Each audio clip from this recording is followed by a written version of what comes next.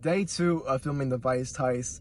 First time around, we just did like a mini screen test to test out certain equipment. We actually did another one, so technically this is day 3 of filming.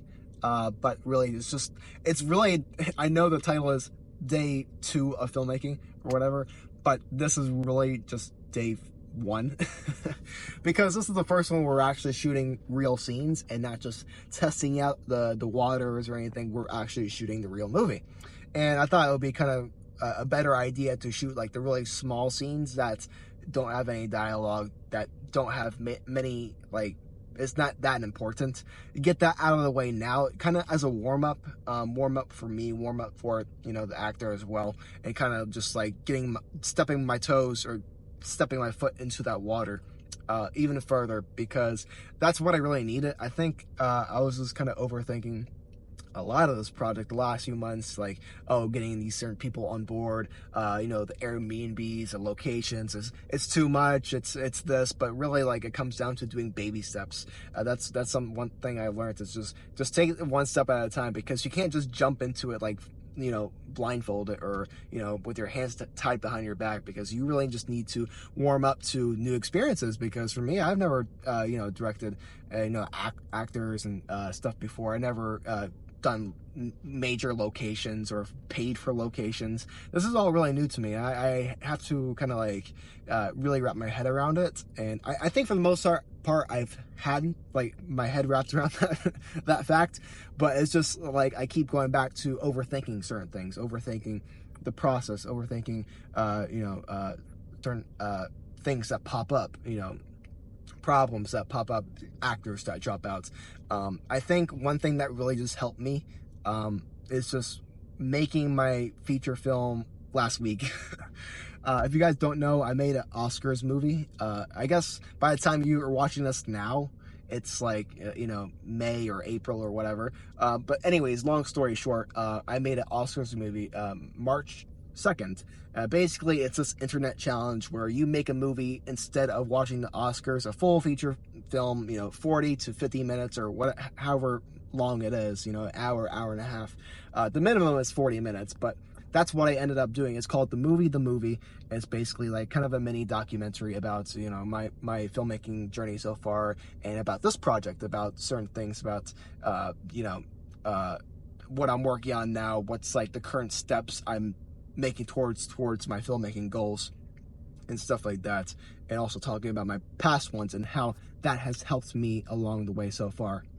And I think that really helped me, because I think for the longest time I was just kind of scared of filming. I was scared of getting out here once again.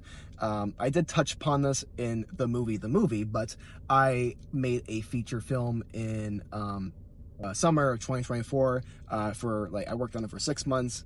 Basically it didn't get made.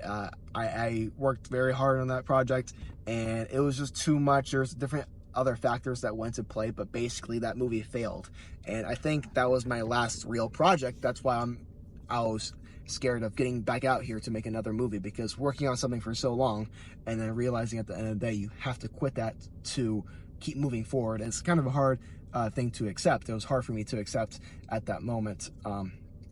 So again, I was scared to get out here and start making movies again. I was scared to, you know, work on all of this and then have that over fear and have that kind of cloud of either judgment or me myself just overthinking. That's basically what I'm getting at. I'm overthinking the overthinking process. But anyways, long story short, I made that movie, and it just made me feel more comfortable to get out here and just film stuff, because really film, like, when you're planning it out, when you are writing it, when you are getting people on board, it's kind of a scary thing, because you have to realize in the back of your mind, I have to achieve this, because I'm writing down specific things like either a gun scene or a certain, you know, emotional moment, and then realizing you have to pull that off, and you have to do it because it's written, and if you don't, you're basically going backwards. That's kind of the fear itself, is like trying to achieve something that you either write down or haven't visioned.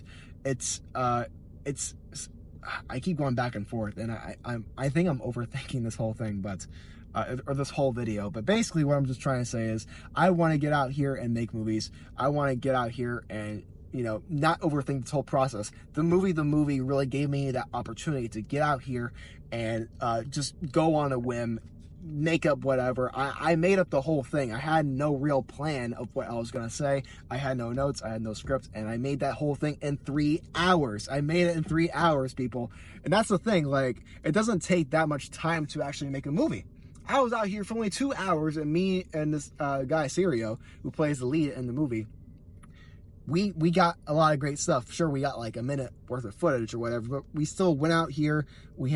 I had it planned out, obviously, but it wasn't even that hard to make what we had to do, and I really enjoyed it. The thing is, filmmaking for me is really, really fun. I have a great time no matter what. Every time I'm out here, either with my friends, either if it's just me, just filming, if I'm working with an actor, we always have fucking fun. Like, at least for me, I crack up jokes. I have a good time. There isn't a dull moment for me when I'm filmmaking. And even when I'm making this video, I'm enjoying I'm enjoying making this video right now.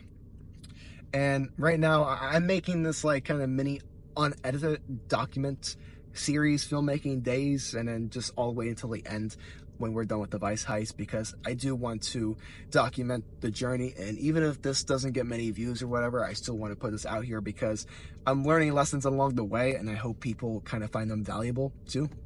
But today, basically what we went over, we try to get down here at Clearwater Beach. Clearwater Beach has been a known factor in my movies, but we couldn't get down here because it was so freaking busy. The line, or the traffic was an hour, so we had to go around the other way, and then we had to scratch a few things. We're like, okay, change of plans. We're going to this other beach. We're going to this other location. So yeah, screw that. But everything always ends up working out in the long run. Even if the plan changes, whatever happens, you know, stuff doesn't go according to plan, I always find a solution to it. And when you're filmmaking or when you're working on a big project, you have to have that skill of flexibility. You know, there's something I was going over earlier with my producer is I want to be planned out as much as possible, but not too planned out, because when I get to set, things are going to just change. It's just a natural occurrence of filmmaking overall. It's just, you know, things change, things don't go according to plan. You have to make things up on the spot. And, you know, that's kind of what I've learned. You know, be flexible, have things planned out enough, but have that room for flexibility. And they just have fun with it, because true filmmakers, and, you know, I think when you're a filmmaker, you can't overthink it too much. Like I was saying, you can't be out here and be worried about every single thing. You have to just trust your instincts, have fun with it, and at the end of the day, you'll make a great movie. And I think that's what we're doing here, and we're making a great project. But anyways, that's it for me, because it's kind of dark out here. My throat is a little scratchy. And we're gonna watch this video. But anyways, thank you, and have a good one.